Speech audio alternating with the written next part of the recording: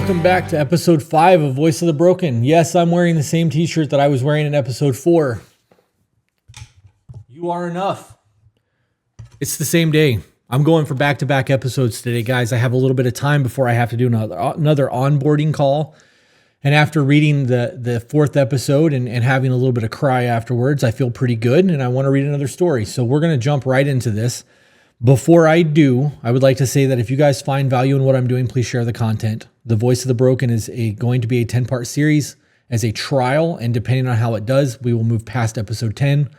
But right now, this puts us at the halfway mark. I'm very excited to see where this is going to go. If you guys don't want to watch on YouTube, you can listen to on Spotify, Apple, iTunes, whatever it is that you download your podcast from. We are everywhere, including TikTok. Please subscribe, like, and all that fun shit. Find us everywhere. And if you're not subscribed to the To Be Better podcast, you're missing out on a lot of fucking content. So with that being said, we're going to jump right into another email. This one is called Success Story for Chris. The warning here from the editors is that this speaks on addiction, which is going to be a new one for me because I don't think I've talked too much on this. But I'm going to jump into it. This is probably going to be a shorter email. This looks to be about 4 or 5 pages. And this could be a short one, guys. So this might just be like a filler episode. And by filler, I mean under an hour. So with that being said, greetings. To tell my story, this is a difficult one, but at the same time, not hard to tell. I guess to understand it, I have to take you back to the beginning. We will start with my original sobriety date of October 24th, 2004. I put the needle down and started my amends to not be a piece of shit and trying to do something different. I don't want to go into a lot of detail about the drugs or that struggle, as this is not the story for that. Okay, well then what is this story for, bro? Because now I'm fucking confused. You're confused, bro. I'm confused, bro.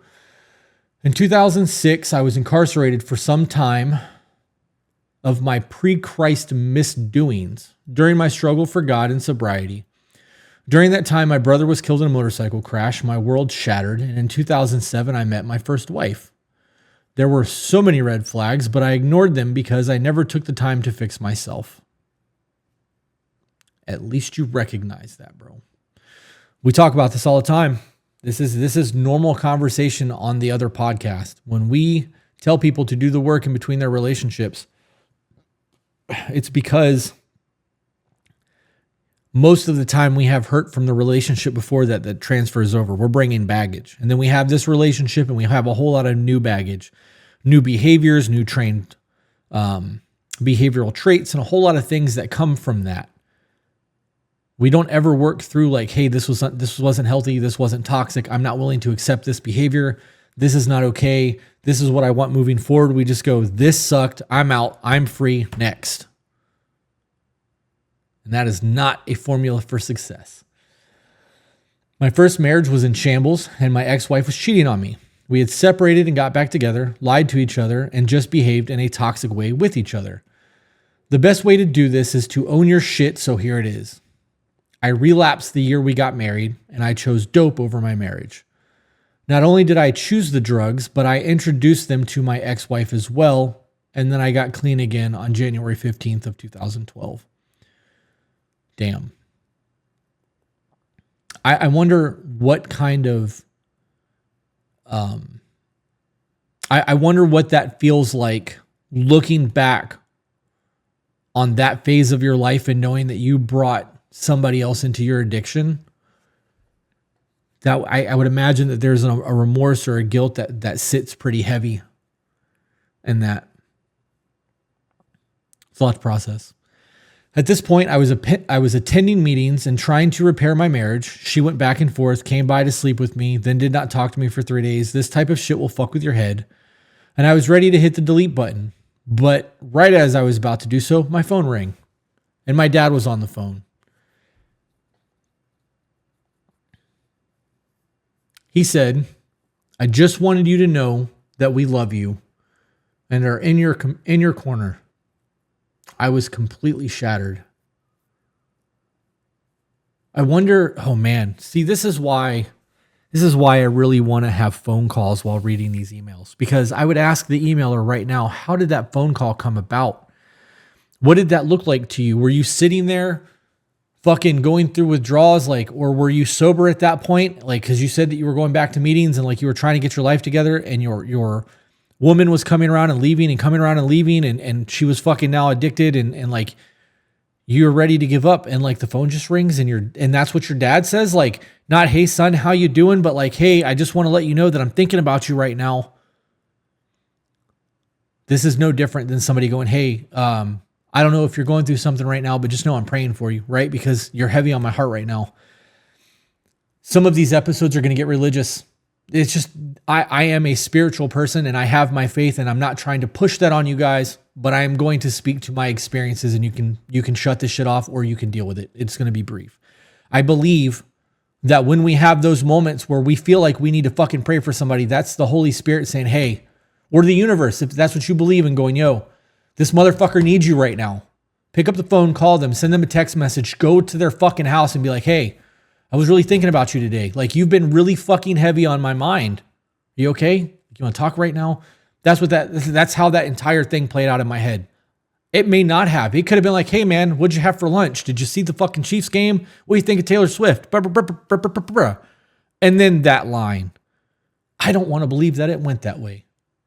I don't. I want to believe, for the sake of the way that I'm viewing this story, that old boy was sitting there fucking miserable.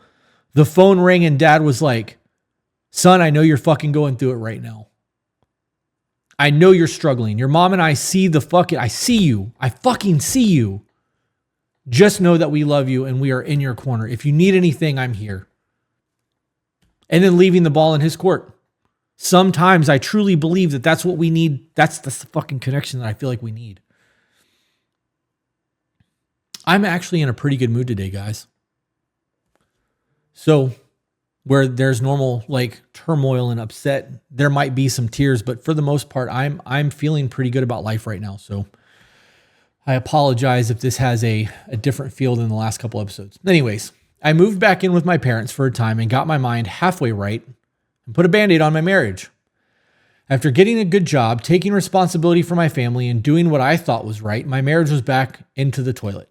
I had an over-the-road job and threw my hands up with all of the lying, cheating, and violence when I would come home. I said, fuck it.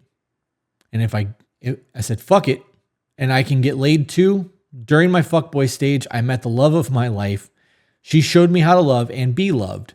It took me some time to pull my head out of my ass, and when I went home, divorced the bad wife, and started the new life with my lady, this is where the real story of struggle starts. Yeah, this is where real struggle starts. So you've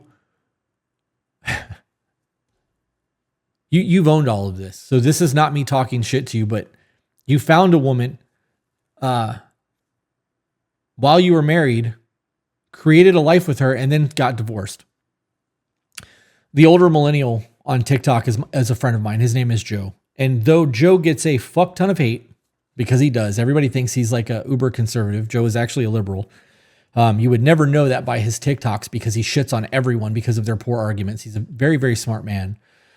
He made a video recently that said every love story for the last 40 years is based around women cheating. And then he posted fucking videos of like the pictures of the movies, like The Notebook and The Wedding Singer and all of these movies that are like major love stories where the story is made to paint the husband as a piece of shit. The new guy comes along, becomes the hero, and we all start rooting for the love story that's coming from that, even though that person is with somebody else. And I was like, damn. So women's fantasy really is just about taking a man from another woman and making him settle down and love them.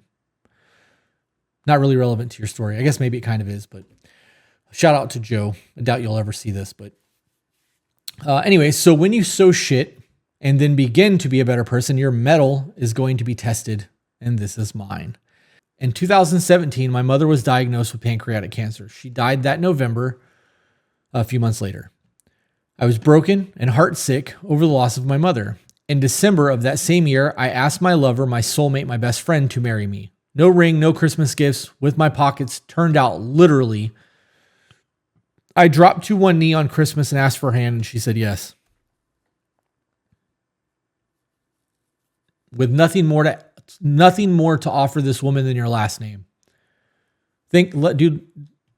Let that sink in. If you ever get to the point where you might be questioning the relationship or the intent of your woman, think about that engagement. Damn. My wife is a dog with a bone. You put her on a task and get the hell out of her way. By March, the wedding was planned and mostly paid for by fall of 2018. In April, she was diagnosed with cancer. World crashed. I was so lost in the mundane of duty, fear, anger, frustration, and the everyday emotion not complimentary.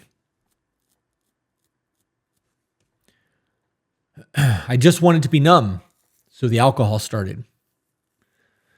Just to be numb for a little while, as I took care of her through cancer and I was there physically when I could, but my job took me away. In hindsight, I regret that stupidity. However, emotionally, I was unavailable and she needed me emotionally. In October of that year, we had already canceled our wedding and now we were losing our home. How much else did we have to fucking give was my mindset.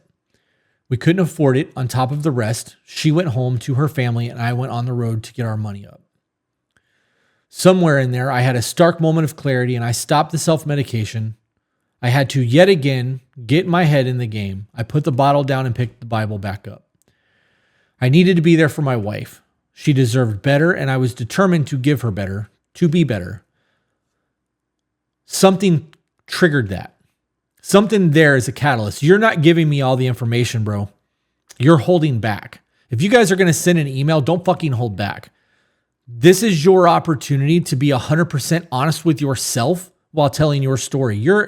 There's anonymity here. Nobody fucking knows who you are. I don't know who you are. We're not homies. Like, I don't know you, bro. I'm reading your story and trying to give other people who might be going through what you're going through some fucking hope. Don't hold out. I want the details. You didn't just have a stark moment of clarity. What did that look like? Are you on the road driving your truck, thinking about your woman and realizing that you fucking let her down? You pull over, start fucking crying, having a moment like, did you start praying? Did you call your dad? Like, that is just, I had a stark moment of clarity. I need to be better. That's not how that works. I want to know what happened there. Something fucking triggered that. That's a fucking life-altering moment. Even if it was just thought processes. That was my catalyst. I had a similar situation. At 25 years old, I had a mental breakdown. Like ugly crying in a car, snot bubbles with my girlfriend at the time. Because I was 25 years old and I had nothing. I was living on somebody's fucking couch with a bullshit job, making just enough money to pay my child support and like exist. I wasn't thriving. I had no direction. My options were either to move back to the area that I moved away from and start selling dope again or get my fucking life together. And I can really get into that story, but that was my catalyst. So what was that stark moment of clarity? Because for me, when I stopped crying and I worked through what I was going through, I knew that I needed to get my shit together. And within 5 years, I owned a business. And I had a house and fucking new cars. And like I was doing the thing. But that breakdown for me was my catalyst and change. And that has happened more than once. There has been times in my life where what I'm doing is not fucking working. And I'm tired of pounding my fist against the wall trying to make the universe move when the universe and God is going, hey, this is not where you're supposed to fucking be. Sometimes shit's not going to pan out for you. And you have to course correct. If you always do what you've always done, you'll always get what you've always got. I believe that. I needed to be there for my wife. She deserved better, and I was determined to give her better to be better. In April of the following year, my bad bitch, my badass wife, my baby girl rang the bell for the treatment complete. For those of you who don't know, when you get your final cancer treatment, there's a bell that you ring. That bell is to signify the end of your treatments. And, you know, it's supposed to like, it's a ceremony almost. She didn't even warn me. I was on the job and she sent me a picture holding the damn bell. Here I am on a job site 2,500 miles away, blubbering and crying like an idiot because I was so happy.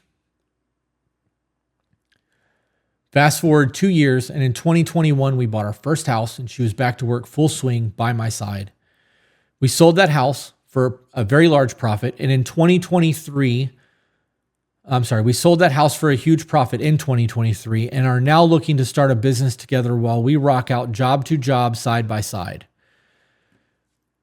I love that. I love that. So it's no secret that I am a traditional husband, and I retired Peaches. I remember she was in a bathtub one night. I'm in story time. Peaches was in the bathtub. And I walked in there and got in the bathtub with her, and I'm rubbing her feet, and we're having a conversation about life and how the shop is doing. And I was like, I don't want you to work anymore. And she's like, what? I'm like, I make enough money that I can support our entire lifestyle, and you don't have to go to work anymore. If you'll quit the job, she was working for me at the time, but if you quit, I'll find somebody to replace you. That's not a problem. You can take care of the house and like do the stay-at-home wife mom thing, and I'll make sure everything is taken care of, and you just make sure the house is clean, and we'll work as a team, and that'll be our life. And at first she laughed at me like what? And it wasn't like a ha, you're an idiot. It was pure confusion. She didn't answer me.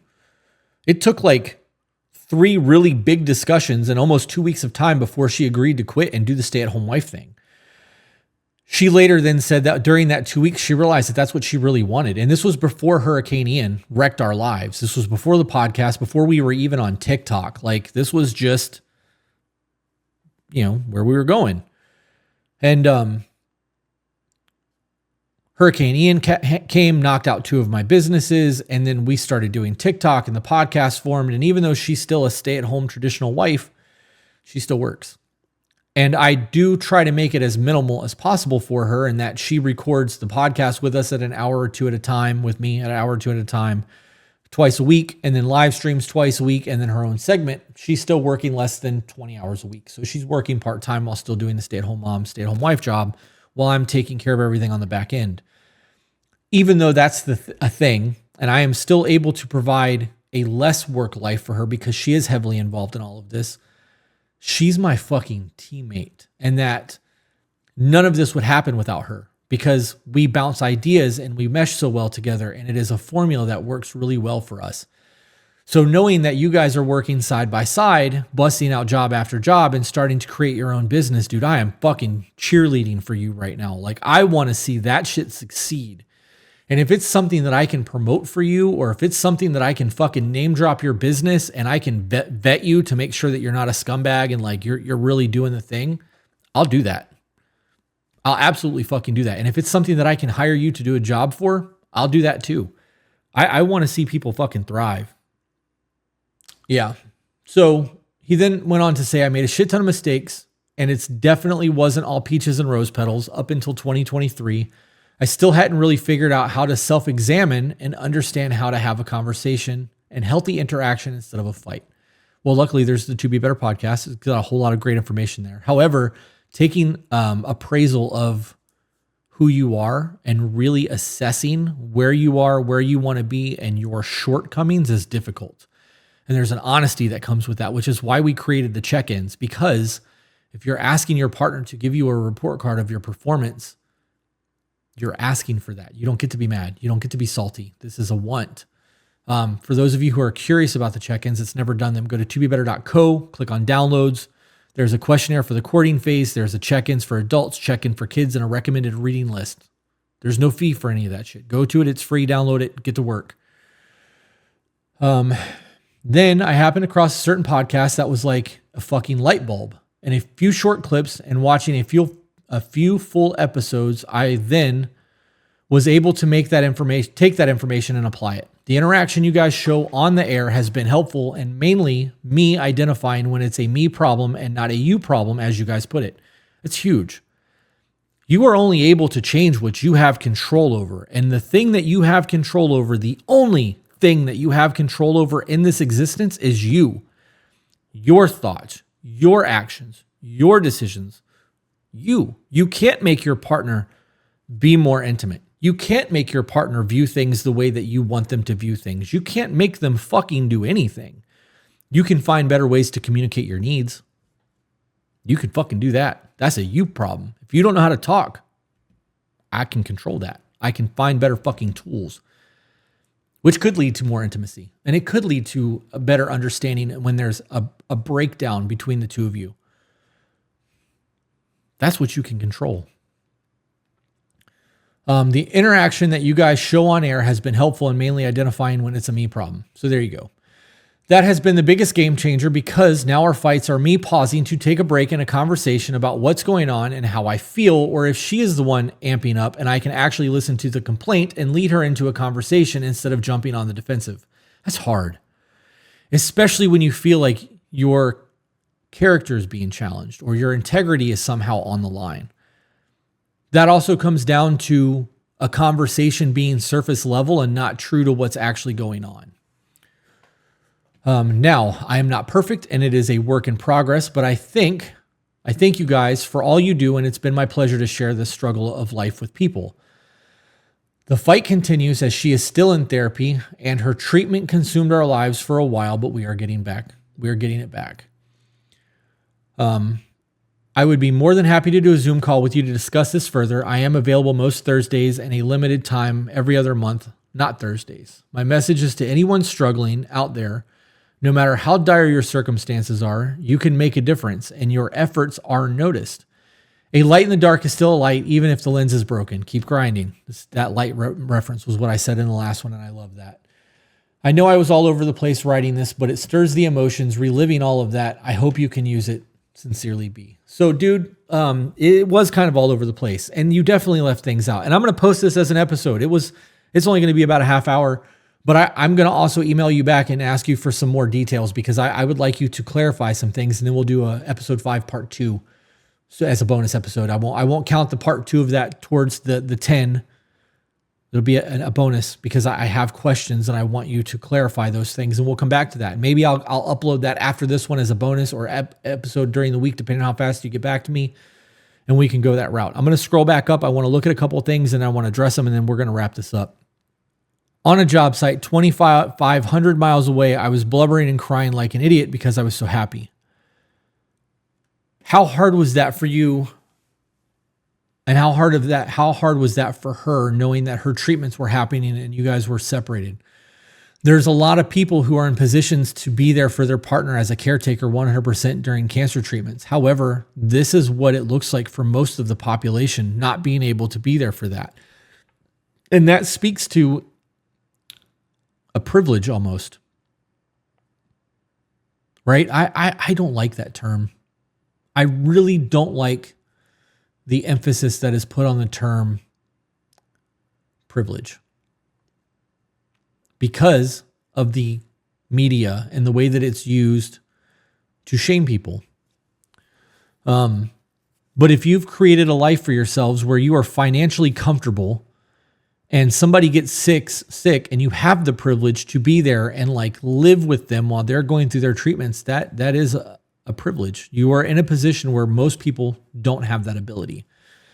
So I would have liked to have had a little bit more of a conversation in that. Like I would have liked to have known like what she was going through and how come you didn't know she was on her final treatment? Like why was that kept secret? Like there's details in that would have made for a good story. I would have liked to know what you're doing about your business. What it is that you guys are doing side by side in terms of, are you owning a trucking business now? And if so, is she handling the phone call administrative aspect of this while you're working? Like there's conversation there that would have been a good detail for people to have because you went from being an addict to not wanting to exist, to having your father be here, to being married, to being successful. I view this as success. You're doing good things. And like you are stepping into the role of being a man, because like I said in a previous episode, being a man and being a male aren't the same fucking thing. And being able to take an appraisal of what your value is in a marriage and as a man makes you want to actually become a fucking man and not just go through things and not just be a male, not just accept the way that life is. There's a difference between going through the motions and accepting whatever life throws at you and grabbing life by the throat and making her your fucking bitch. I really, really fucking believe that we are capable of amazing things if we believe in ourselves, right? And we start doing the fucking work. Nothing is going to come easy. The things that are worth having, like everything that is worth having, is going to come with some sort of struggle attached to it. Because if it was fucking easy, everyone would have it.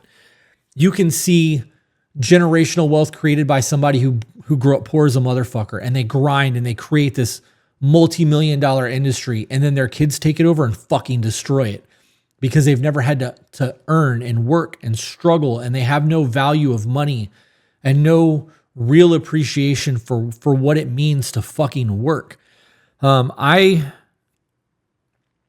man, it might have been a podcast. It might have been something I was reading. I think it was a podcast, but there was a conversation being had about how there was somebody who used to be a boat captain for billionaires, and he could always tell who the moneymaker was versus who the money spenders were, because the people who had it handed to them treated him like he was a fucking servant. And the ones who made the money and worked for the money treated him like an equal, because the guy was going to work every day and providing for his family. And the millionaire or billionaire in that case did not see this boat captain, this yacht captain, as a servant. They saw them as an equal, even though they were in different tax brackets. They saw that this man was going to work to provide. So when those men were out on boats, they made sure that the captain has food and made sure he was rested and taken care of because he's working. Whereas the people who have had everything handed to them and view these people as less than, treated them like fucking servants, talk shit to them, dog them, wouldn't let them live a very good life while they were out on the boat because they viewed themselves as more valuable. That speaks a lot to ego and pride and life experience. I don't remember why I was going there, but there's a lesson in it. So think about that. You guys have the capability to build the life that you want, if you're willing to do the work. And I do believe that a lot of people come from fucking nothing that really they carve out a piece of life for themselves because they have an understanding of work ethic and not being accepting of being pushed around by the universe. Instead of walking a path that thousands have walked on, they see an opportunity to take a shortcut and they fucking take it. Or they see a rougher terrain and go, that's going to shave 20 miles off my fucking trip. It's going to suck for 5 miles of it, but let's go that way. You know what I mean? Like, I really believe that. So we're 30 minutes in. This was a short episode. I'm going to follow up an email with this guy when I'm done. And then if he sends me back another email, we'll do a bonus episode. If not, we'll see you guys on the next one. Have a good day.